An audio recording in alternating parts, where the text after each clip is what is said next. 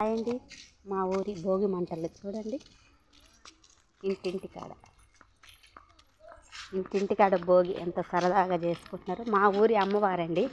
నా పిల్లలు షాపింగ్కి వెళ్తా ఉన్నాం. ఇంటింటికాడ భోగి చూడండి ఎంత సంతోషంగా చేసుకుంటున్నారో.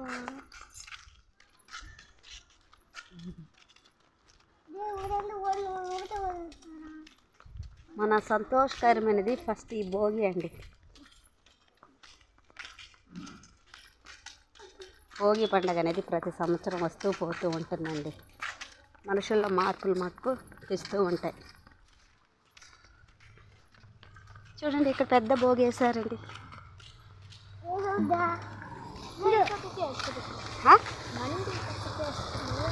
పక్కకు రా.